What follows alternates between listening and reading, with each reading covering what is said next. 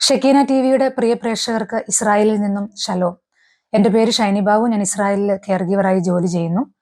ഇന്ന് 2024 മാർച്ച് മാസം 5-ാം തീയതി ചൊവ്വാഴ്ച.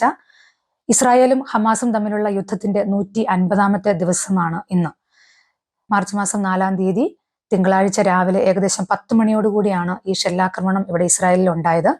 ഇസ്രായേലിലെ ഗലീലി റീജിയണിലുള്ള യച്ബ ഗലീലി എന്നറിയപ്പെടുന്ന സ്ഥലത്തെ മൊഷാവ് മാർഗലിയോത്ത് എന്ന സ്ഥലത്താണ് ഈ ഷെല്ലാക്രമണം ഉണ്ടായത്. ലെബനോൺ സൈഡിൽ നിന്ന് ഹിസ്ബുള്ളയുടെ ആക്രമണമായിരുന്നു.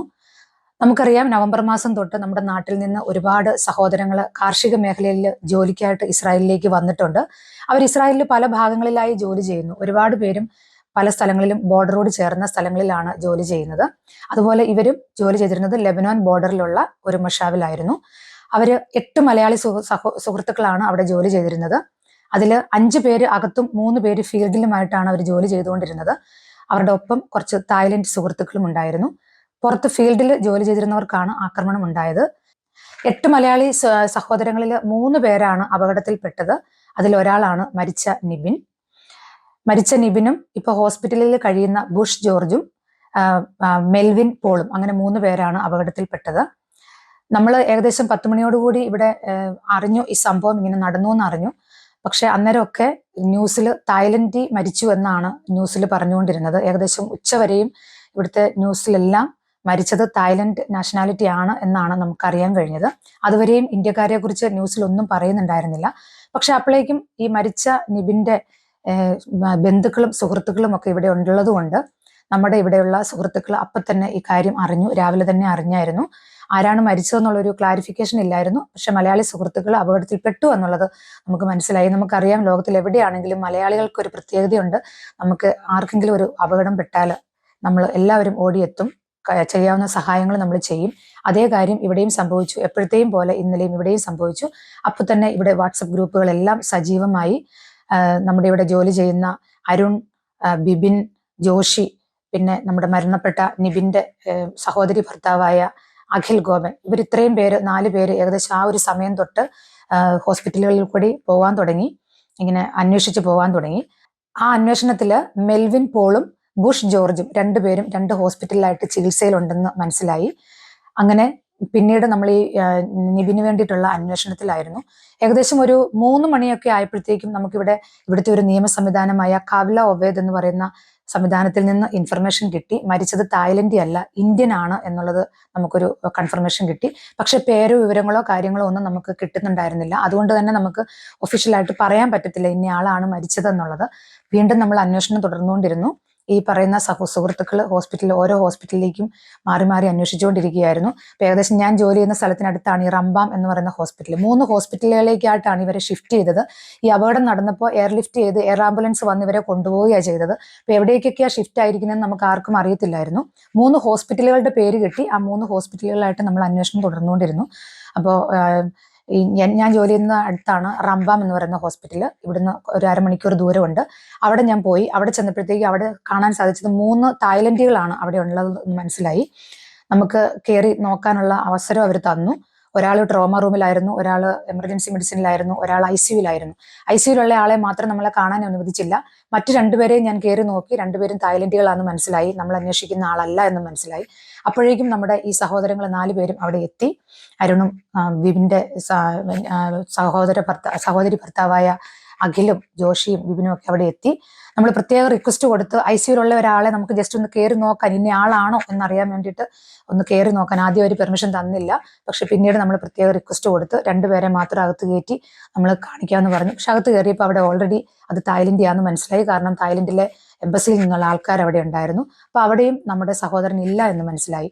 പിന്നെ നമുക്ക് ആകെയുള്ളൊരു ഓപ്ഷൻ എന്ന് പറയുന്നത്, അപ്പോഴേക്കും നമ്മൾ അവിടെ നിൽക്കുമ്പോൾ പറഞ്ഞു, ഇതുപോലെ സീവ് ഹോസ്പിറ്റലിൽ, സഫാത്ത് എന്ന് പറയുന്ന സ്ഥലത്ത് സീവ് ഹോസ്പിറ്റലിൽ ഒരു ബോഡി ഉണ്ട്, ഐഡന്റിഫൈ ചെയ്യാൻ എന്ന് പറഞ്ഞു. പിന്നെ നമുക്ക് ആകെയുള്ള പ്രതീക്ഷ അത് മാത്രമായിരുന്നു. പക്ഷെ അപ്പോഴും നമ്മുടെ മനസ്സിൽ പ്രാർത്ഥന അവനായിരിക്കരുതേ എന്നായിരുന്നു. അൺഫോർച്ചുനേറ്റ്ലി നമുക്ക് അത് ഡിക്ലെയർ ചെയ്യേണ്ടി വന്നു. പിന്നെ പറയുമ്പോൾ എടുത്തു പറയേണ്ട ഒരു കാര്യമുണ്ട്. ഹോസ്പിറ്റൽ സ്റ്റാഫിന്റെ, നമ്മൾ ആ ഹൈഫയില് റംബാം ഹോസ്പിറ്റലിൽ നിൽക്കുമ്പോൾ നമുക്കിത് അന്വേഷിക്കാനും ഫോൺ വിളിച്ച് നമ്മളെ അവിടേക്ക് ഡയറക്റ്റ് ചെയ്യാനും നമുക്ക് വേണ്ടി പ്രത്യേകം ആ ബോഡി ആയിട്ട് വെയിറ്റ് ചെയ്യാനും ഒക്കെ റിക്വസ്റ്റ് ചെയ്ത് തന്ന നമ്മളുടെ സോഷ്യൽ വർക്കേഴ്സിനെയും 2 ഹോസ്പിറ്റലിലെയും സ്റ്റാഫിനെയും ഒന്നും നമുക്ക് മറക്കാൻ പറ്റത്തില്ല. കാരണം അതുപോലെ അത്രയ്ക്കും സൗമ്യമായിട്ടാണ് അവർ നമ്മളോട് പെരുമാറിയതും എല്ലാം. അവര് അത് ഒത്തിരി സഹായിച്ചു. അങ്ങനെ നമ്മുടെ സുഹൃത്തുക്കള് ഇവിടുന്ന് റമ്പാം ഹോസ്പിറ്റലിൽ നിന്ന് സീവ് ഹോസ്പിറ്റലിലേക്ക് ഏകദേശം 2 മണിക്കൂറോളം ഡ്രൈവ് ഉണ്ട്. അത്രയും ദൂരം ഡ്രൈവ് ചെയ്തവർ പോയി. അവരുടെ കൂടെ എനിക്ക് പോകാൻ പറ്റിയിട്ടുണ്ടായിരുന്നില്ല, കാരണം എനിക്ക് എൻ്റെ ജോലി സ്ഥലത്തേക്ക് തിരിച്ചു വരണമായിരുന്നു. അങ്ങനെ ഈ സുഹൃത്തുക്കള് ഇവർ 4 പേരും കൂടി വീണ്ടും യാത്ര തുടർന്ന് സീവ് ഹോസ്പിറ്റലിലെത്തി. അവിടെ ചെന്ന് ബോഡി ഐഡന്റിഫൈ ചെയ്തു. മരിച്ചുപോയ നിവിൻ തന്നെയാണ് എന്നുള്ളത് ഐഡന്റിഫൈ ചെയ്തു. അതിനുശേഷം മാത്രമാണ് നമുക്കിത് പുറത്തേക്ക് ഒഫീഷ്യലായിട്ട് പറയാൻ പറ്റിയത്.